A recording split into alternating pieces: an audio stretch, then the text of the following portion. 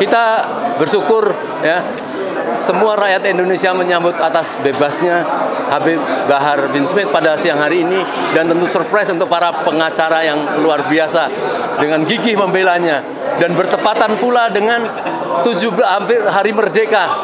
Ini apa artinya? Saya kepengen Bang Aziz bicara banyak sedikit tentang masalah kebebasan Habib Bahar bin Smith. Ya, terima kasih. Alhamdulillah memang berarti masih ada secerca harapan ya di hari kemerdekaan ini terkait dengan keadilan di penegakan hukum yang berkeadilan.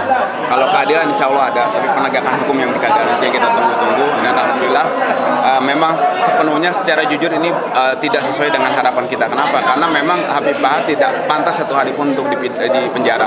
Akan tetapi kita tetap mensyukuri dan bersyukur alhamdulillah terkait dengan hal ini. Berarti tadi putusannya saya koreksi, bukan membebaskan tapi mendakwa beliau dengan pidana yang unsur yang dakwaan uji subsidiar, yaitu pasal 15 ya, pasal 15 Undang-Undang Nomor 1 Tahun 1946, yaitu di mana lebih subsidiar, itu 55, dan juga hukumannya itu dikenakan 6 bulan 15 hari.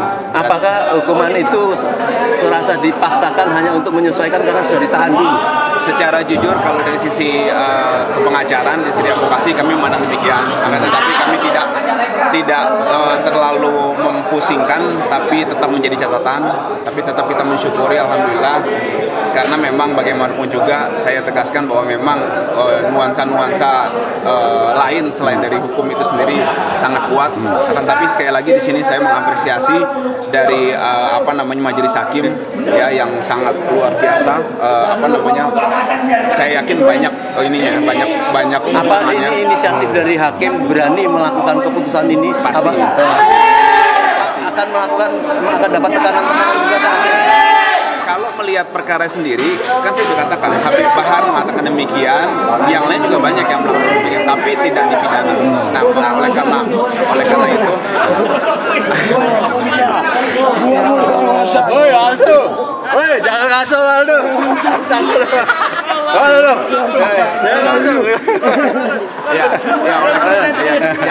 Kita apresiasi ya dari majelis hakim, biar bagaimanapun juga di tengah tekanan-tekanan itu ada keberanian luar biasa, dan ini menurut saya patut dicontoh oleh penegak hukum lainnya.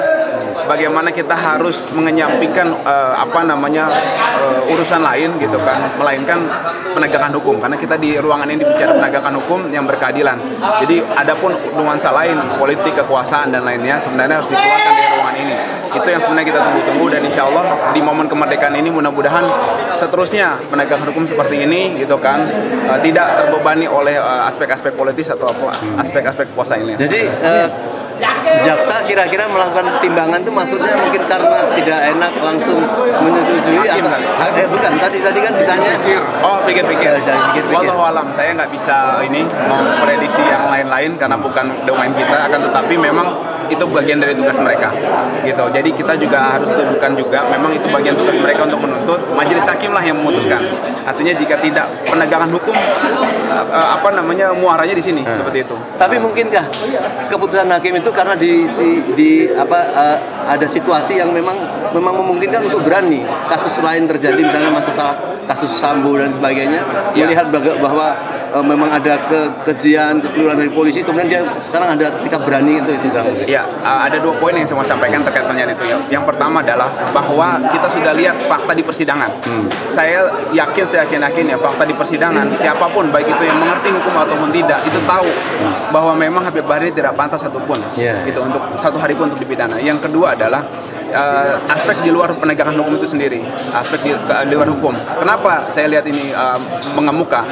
Karena beberapa fakta yang belakangan jadi gosip ini, yang ramai ini membuktikan bahwa tidak selamanya cengkraman kezaliman itu bisa mengemuka dan melenggang bebas.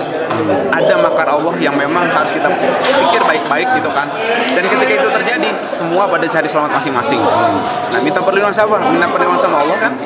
Sekarang bagaimana kita meminta perlindungan sama Allah kalau kita kerjaannya zolim seperti itu. Artinya ini jadi catatan juga, siapapun penegak hukum ataupun pemangku kebijakan kalau mau ya bermain-main dengan keadilan, bermain-main menggunakan kezaliman, ya, menggunakan kewenangan untuk kezaliman, jangan lupa ketika pada waktunya makar Allah nanti Anda akan kebingungan minta tolong sama siapa. Dan di sini kita dapat contoh bahwa majelis hakim meminta tolong sama Allah. Tadi kita dengar sendiri kan, minta tolong sama Allah, tidak sama yang lain. Saya yakin hakim-hakim seperti inilah yang insya Allah surga tempatnya. Amin. Terakhir nih, yang jujur nih, apa perasaan para pengacara menghadapi keputusan ini tadi? Yakin akan membebaskan atau seperti apa? Kalau saya pribadi yakin seyakin-yakinnya.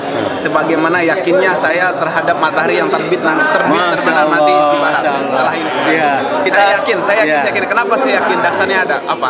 Karena kita dalam sesuatu harus yakin dulu yang pertama. Yang kedua, saya melihat ada hal yang berbeda dari majelis hakim ini dalam mengemukakan suatu ide-idenya dan dalam bersikap dalam pengadilan yang memang kadang tidak sesuai norma. Jujur, secara hukum beracara memang banyak yang tidak sesuai norma.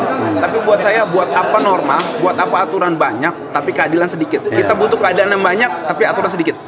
Ya, terima kasih. Kita ucapkan apresiasi kepada seluruh pengacara yang gigih, yang ulet, dan penuh keyakinan, penuh doa. Inilah yang insya Allah saya yakin, dan ini sebagai hadiah bagi kemerdekaan. Kemerdekaan itu adalah seseorang hakim berani melakukan sesuatu yang menurut keadilan, bukan berdasarkan tekanan. Semoga ini akan berlanjut dan membebaskan dan menghilangkan tuduhan-tuduhan terhadap para laskar kita, dan tentu 6 laskar itu pasti akan bernasib yang sama, dan insya Allah keluarganya juga akan diberikan satu kemuliaan yang baik.